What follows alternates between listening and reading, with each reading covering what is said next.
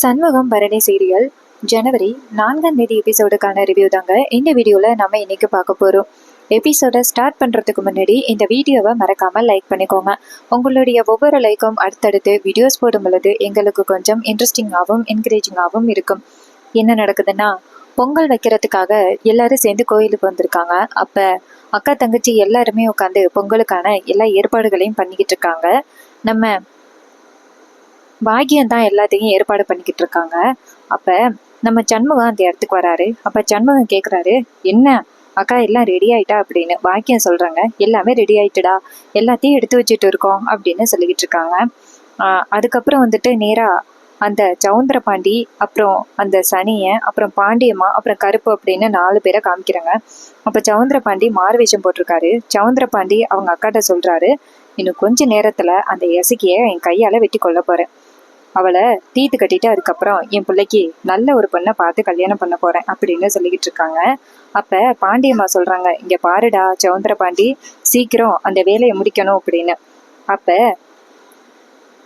ஒருத்தர் வந்துட்டு பாண்டியம்மாட்ட கேக்குறாங்க, சரி எங்க உங்க புருஷன் அப்படின்னு. அப்ப இந்த பக்கம் நம்ம சவுந்தர பாண்டி சொல்றாரு, இப்ப பாரு என் பொண்டாட்டிக்கு எவ்வளவு பாசம் என் மேல, என்ன சொல்ல போறா அப்படின்னு. இன்னொரு பக்கம் பாண்டியம்மா சொல்றாங்க, இப்ப எதுக்கடா இதை சொல்ற அப்படின்னு. இன்னொரு பக்கம் பாக்கிய சொல்றாங்க, இங்க பாருங்க, நல்லா இருக்கும் பொழுது எதுக்கு அந்த மனுஷனோட பேரை இழுக்கிறீங்க, எனக்கு செம்ம டென்ஷன் ஆகுது, அவனை பத்தி எதுவும் பேசாதீங்க அப்படின்னு சொல்ல, இது கேட்டுட்டு சவுந்தர பாண்டி செமையா இரிட்டேட் ஆகுறாரு. அப்ப சனியை சிரிக்கிறாரு. அப்ப சவுந்தர பாண்டி சொல்றாரு, இவளுக்கு இருந்தாலும் கொஞ்சம் திமிரு அதிகம்தான் அப்படின்னு பேசிக்கிட்டு இருக்காங்க. அப்ப சவுந்தர பாண்டி நேரா அந்த கருப்பை பார்த்து, இங்க பாரு கருப்பு, கரெக்டா நான் அந்த எசக்கிய தனியா கூட்டிட்டு போயிட்டு அவளை ஒரே வெட்டணும். அதுக்கப்புறம் நீ நேரா அந்த இடத்துக்கு வந்துரு, அந்த அருவாலை நீ வாங்கிக்க, அதுக்கப்புறம் என் பிள்ளைக்கு ஒரு நல்ல பொண்ணா பார்த்து கல்யாணம் பண்ணி வைப்பேன் அப்படின்னு. இதை கேட்டுட்டு பாண்டியம்மா சொல்றாங்க, இங்க பாடுறா சவுந்தர பாண்டி, நீ குடும்பத்துக்காக ஒரு நல்ல விஷயத்த பண்ண போற அப்படின்னு. இதை கேட்டுட்டு சவுந்தர பாண்டி சொல்றாரு, ஆமாக்கா அப்படின்னு. அப்ப அந்த கருப்பு கிட்ட, இங்க பாரு கருப்பு, நீ என்ன பண்றன்னா போயிட்டு எசக்கிக்கிட்ட நான் அவளை வந்து பாண்டி கூப்பிட்டான் அப்படின்னு அந்த கோயிலுக்கு வர சொல்லு அப்படின்னு. இதை கேட்டதோட கருப்பும் சரி அப்படிங்கிறாரு.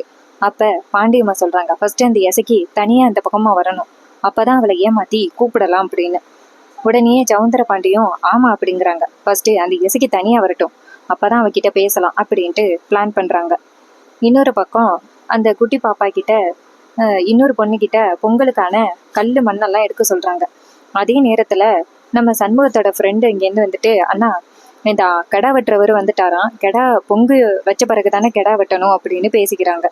சண்முகமும் ஆமா, ஏன் அந்த பூசாரி வெட்ட மாட்டாரா அப்படின்னு கேட்க, அதுக்கு அவர் சொல்றாரு, எல்லாருமே ரொம்ப பிஸி ஆயிட்டாங்கல்ல, அதனால கண்டிப்பா வெட்டுறதுக்கு வாய்ப்பு இல்லைண்ணா, அதனால நீங்க வாங்க அப்படின்னு. இது கேட்டதோட சண்முகமும் சரி நான் போய் ஒரு எட்டு பார்த்துட்டு வந்துடுறக்கா அப்படின்னு சொல்லிட்டு சண்முகம் அந்த இடத்துல இருந்து போறாரு. இன்னொரு பக்கம் நம்ம பாக்கியம் வந்து எசக்கிட்ட, இங்க பாரு பொங்க வைக்கிறதுக்கு ஒரு இடத்த ஏற்பாடு பண்ணு அப்படின்னு சொல்ல, எசக்கியும் சரி அப்படின்னு சொல்லிட்டு நேரா கோயிலுக்கு வராங்க. அங்க வந்துட்டு இடத்த வந்து கிளீன் பண்ணிட்டு இருக்காங்க. அப்பன்னு பார்த்து அந்த குட்டி பாப்பா சொல்றாங்க, நானும் அக்கா கூட போறேன் அப்படின்னு. அதுக்கு பாக்கியம் சொல்றாங்க, சரி போயிட்டு வாடி அப்படின்னு சொல்ல, உடனே அவங்களும் சரி அப்படின்னு சொல்லிட்டு வராங்க.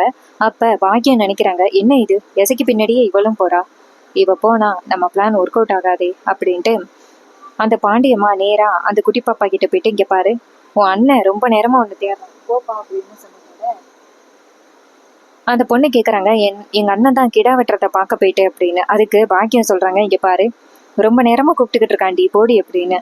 அப்ப அந்த குட்டி பாப்பா நேரா பாண்டியம்மாவை பார்த்து, உங்களை எங்கேயோ பார்த்த மாதிரி இருக்கு அப்படின்னு கேட்க, பாண்டியம்மா சொல்றாங்க, இங்க பாரு அங்க உன் அண்ணன் கூப்பிட்டுக்கிட்டு இருக்கான்னு சொல்றேன், நீ என்ன எங்கேயோ பார்த்த மாதிரி இருக்குன்னு பாத்துக்கிட்டு இருக்க, இங்க பாரு உன் அண்ணன் ரொம்ப கோபப்படுவான் போ அப்படின்னு.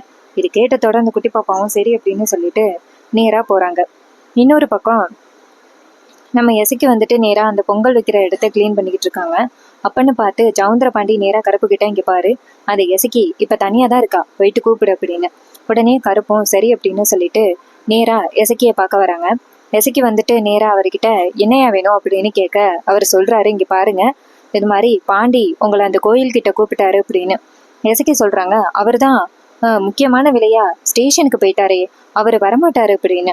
அப்ப அவர் சொல்றாரு, என்னமோ தெரியல, அவர் தான் வந்து கூப்பிட்டாரு, போறேன்னா போங்க அப்படின்னு சொல்லிட்டு அந்த இடத்துல இருந்து போறாங்க. இதை பார்த்ததோட எசக்கி நினைக்கிறாங்க, எதுக்கு இந்த இவருக்கு வேலை, ஏன் இப்படி கூப்பிடுறாரு, சரி நம்ம போய் பார்ப்போம் அப்படின்ட்டு நேரா அந்த கோயிலுக்கு போறாங்க.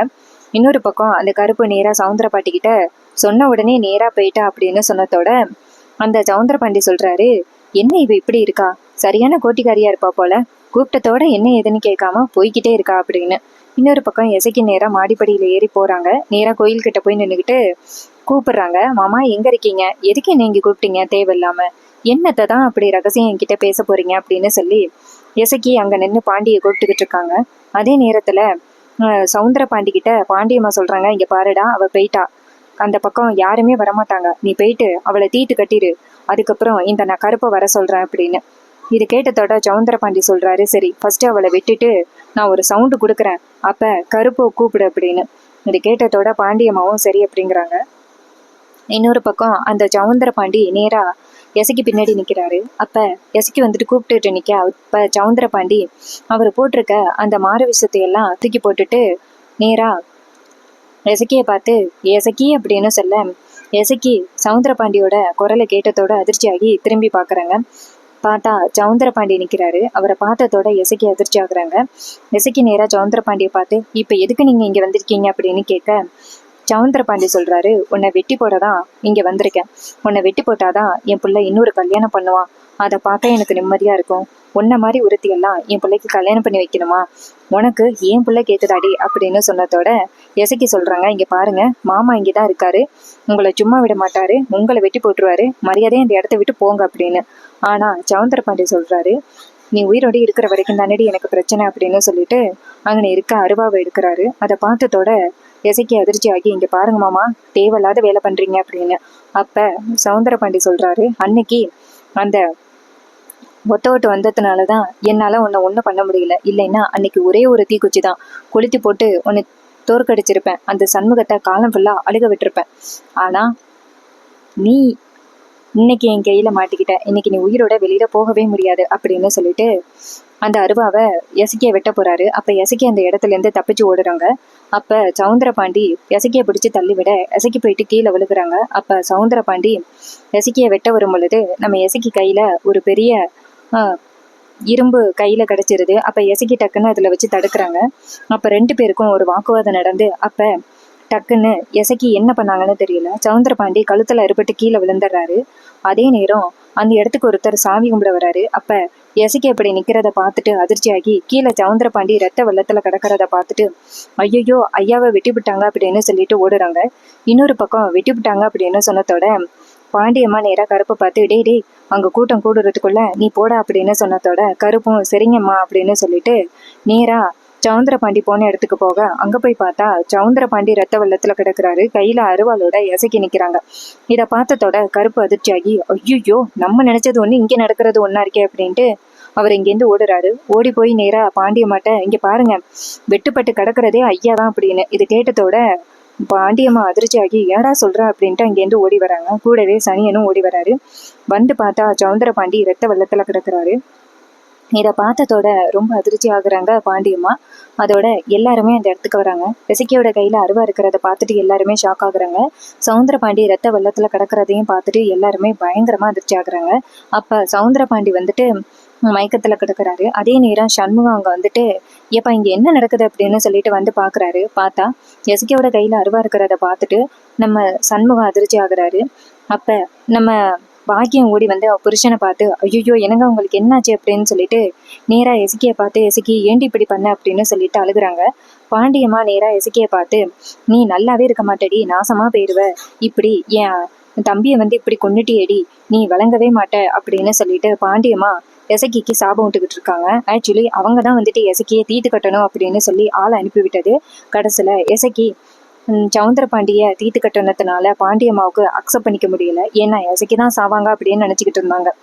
பாண்டியம்மா பேசுறத பார்த்துட்டு சனிய சாக்காய் நிக்கிறாரு. ஆகா இவங்க ஏற்பாடு பண்ணத்துல இவங்களே விழுந்துட்டாங்களே, நல்ல வேலை நம்ம இதுல இடையில வரல, இல்லைன்னா நம்மளையும் எசக்கி தீத்து கட்டியிருப்போம் அப்படின்னு.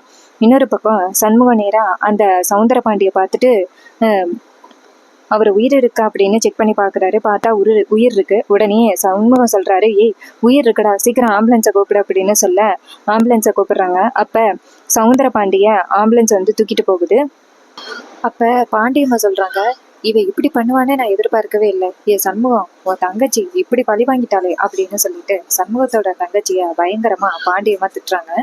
இதையெல்லாம் பார்த்துட்டு நம்ம பாக்கியம் வந்துட்டு ரொம்ப கவலையா நிக்கிறாங்க. அதே நேரத்துல நம்ம எசக்கியை காமிக்கிறாங்க. எசக்கி கையில அருவாளோட நின்றுக்கிட்டு இருக்காங்க. அந்த நேரத்துல அங்க பாண்டி வராரு. வந்துட்டு நேரா எசக்கியை பார்த்து எசக்கி கையில இருக்கிற அருவாளையும் பார்த்துட்டு அவ கையில உள்ள அருவாளை ரெக்கவர் பண்ணுங்க அப்படின்னு சொல்ல அருவாளை வாங்குறாங்க. அதுக்கப்புறமா எசக்கியோட கையில பூட்டு போடுறாங்க. எசக்கியை பிடிச்சி அழைச்சிட்டு போறாங்க. இதை பார்த்ததோட எல்லாருமே ஷாக் ஆகுறாங்க. அதே நேரத்துல சண்முகத்துக்கு எசக்கியோட அப்பா கால் பண்றாரு. ஏ சண்முகம், உன் தங்கச்சியை கைது பண்ணிட்டாங்க அப்படின்னு. இதை கேட்டதோட சண்முகம் அதிர்ச்சி ஆகுறாரு. அப்ப சண்முகம் பக்கத்துல இருக்கிற மளிகை கடைக்காரர் சொல்றாரு, என்ன சண்முகம் எசக்கி இப்படி பண்ணிட்டு அப்படின்னு. அப்ப சண்முகம் சொல்றாரு, கண்டிப்பா எசக்கி இப்படி பண்ற ஆளே கிடையாது, கண்டிப்பா வேற ஏதோ ஒண்ணு நடந்திருக்கு அப்படின்னு சண்முகம் சொல்றாரு. அதோட இன்னைக்கான எபிசோட ஃபினிஷ் பண்ணியிருக்காங்க. இந்த எபிசோடு உங்களுக்கு எந்த அளவுக்கு பிடிச்சிருந்துச்சு அப்படின்னு மறக்காம கமெண்ட்ல சொல்லுங்க.